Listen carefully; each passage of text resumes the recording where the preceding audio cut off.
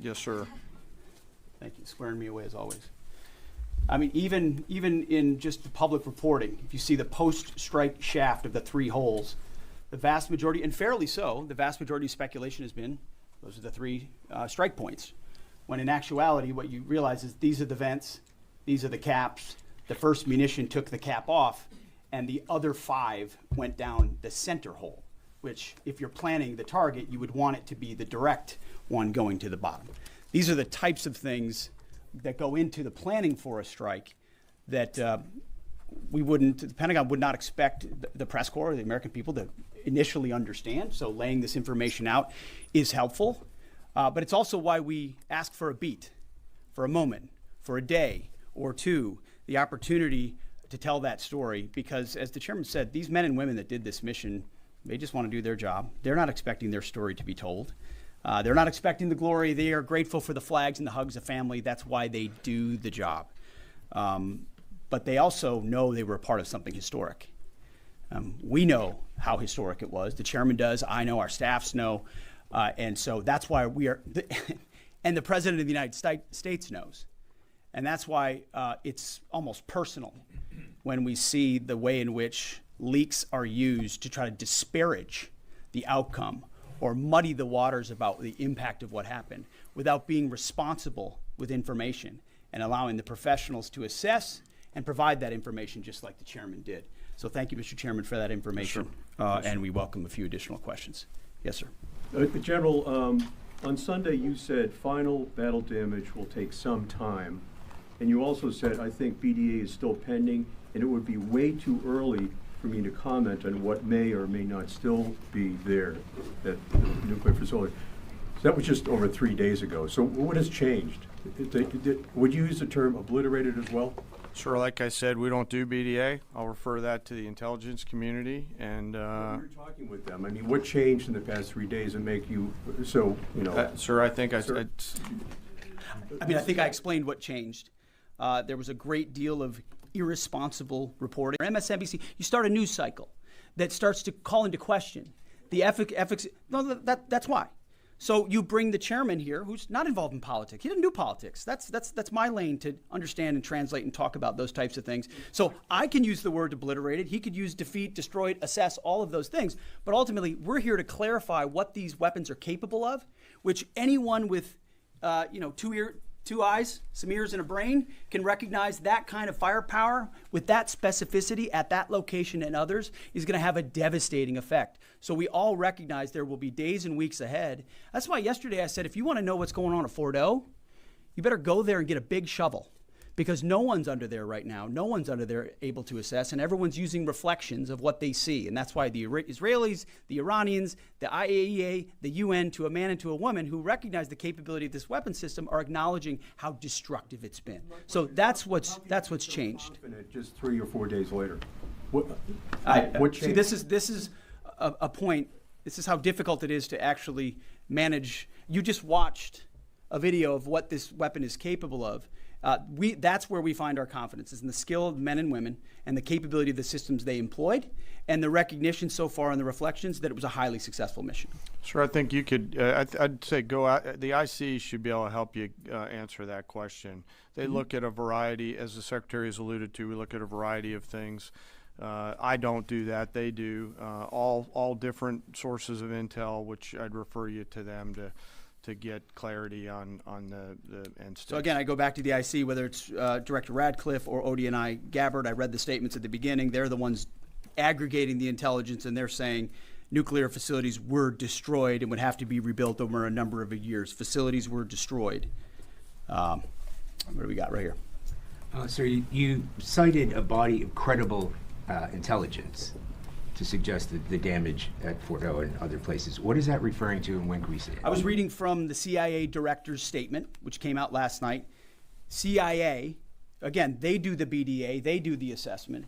CIA can confirm that a body of credible intelligence indicates, it also goes on to say, new intelligence from historically reliable and accurate sources and methods. Now, you can imagine, the CIA director is going to be very careful about how he articulates things of that sensitivity. Classified, secret, top secret, compartmentalized. He's going to know things that you're not going to know. that the press isn't going to know, and he's reflecting that the sources he's seeing are highly credible. They've given credible intelligence, and that's what he's basing it on. Don't you think we need to see that? Good clearance, sir?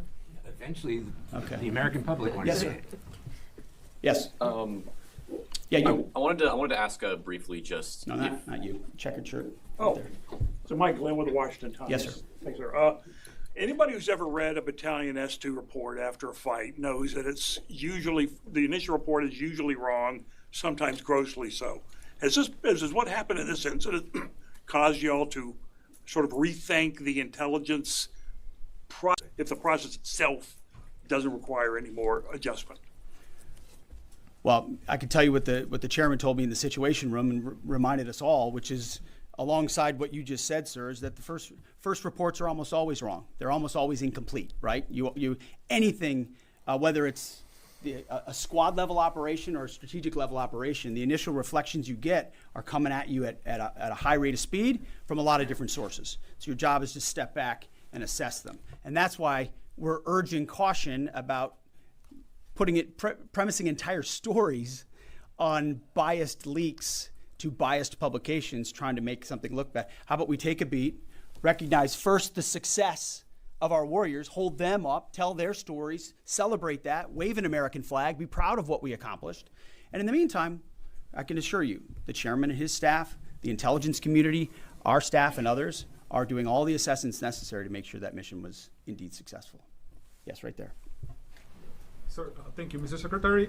Iran has recognized that their nuclear program was indeed severely damaged, but they also said that the U.S. strikes only strengthened their ability and their determination to complete their nuclear program. How do you respond to that, sir? Is that a provocation from Iran? Well, I would say Iran's going to have to say a lot of things right now in order to bolster their image, especially internally. You know, in the media, there's a lot of things they'll say for domestic consumption. But we're watching very closely what they do. Again, that's the intel community. Our job as the chairman, the chairman laid it out so beautifully. Our job is to be prepared. And how proud are you? How proud am I? I didn't know the full story of those men and women 15 years ago who've been pointing at that target. That makes me proud to be an American. That's an awesome story. I hope we can tell more aspects of that in an unclassified way in the future.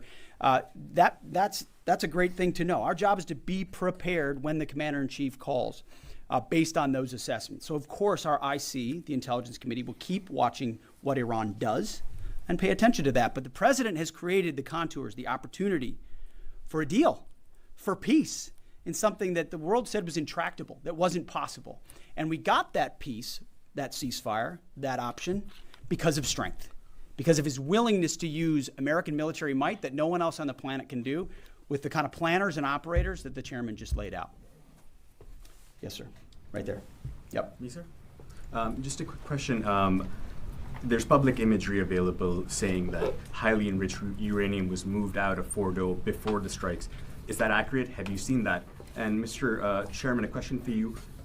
Have you been pressured to change your assessment or give a more rosy intelligence assessment to us by any political factors, whether it's the president or the secretary? And if you were, would you do that? Yeah, that one's easy. No, no, I have not, and no, I would not. My job as the chairman is to offer a range of options to the president and the National Command Authority to deliver the risks associated with each of those, and then take the orders of the National Command Authority and go execute them. I've never been pressured by the president or the secretary to do anything other than tell them exactly what I'm thinking, and that's exactly what I've done. And the highly enriched uranium? There's nothing that I've seen that suggests that we didn't hit exactly what we wanted to hit in those locations. That's not the question, though. It's about highly enriched uranium.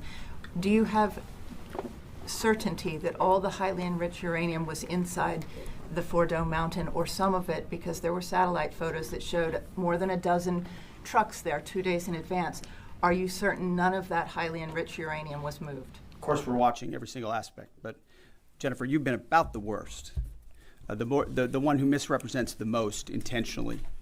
What the president says. I'm familiar. Report about the ventilation shafts on Saturday night, and in fact, I was the first to describe the B-2 bombers, the refueling, the entire mission with great accuracy. So I take issue with that. I appreciate you acknowledging that have this was the issues. first the most successful mission based on operational security that this department has done since you've been here, and I appreciate that. So Absolutely. we're looking at all aspects of intelligence and making sure we have a sense of what was where. Why not acknowledge the female pilots that also participated in this mission? The early messages that you sent out only congratulated the boys. So when I say something like our boys and bombers, see, this is the kind of thing the press does, right? Of course, the chairman mentioned a female bomber pilot. That's fantastic. She's fantastic. She's a hero. I want more female bomber pilots. I hope the men and women of our country sign up to do such brave and audacious things. But when you spin it as, because I say our boys and bombers as a common phrase, I'll keep saying things like that, whether they're men or women. I'm very proud of that female pilot, just like I'm very proud of those male pilots. And I don't care if it's a male or a female in that cockpit, and the American people don't care. But it's the obsession with race and gender in this department that's changed priorities. And we don't do that anymore. We don't play your little games. Yes, Do you right know there. for certain that the uranium was removed from the facility before the B-2 struck? So I'm not aware of any intelligence that I've reviewed that says things were not where they were supposed to be, moved or otherwise.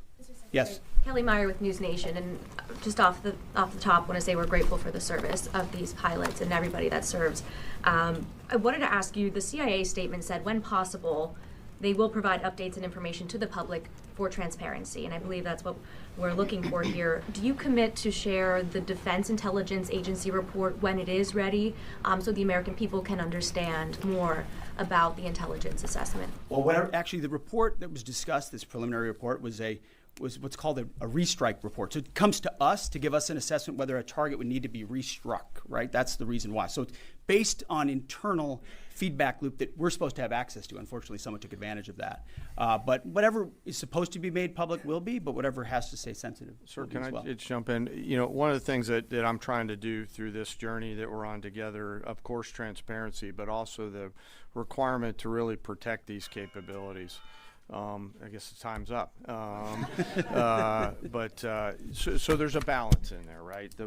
We do need to preserve options should the nation and the joint force be tasked to go do something again. So I'm confident we'll find the middle ground, but there are some things that if asked, I'd want to not release related to. So we're going to leave it right there. I want to thank the heroism of our men and women in the military. What they accomplished is truly historic.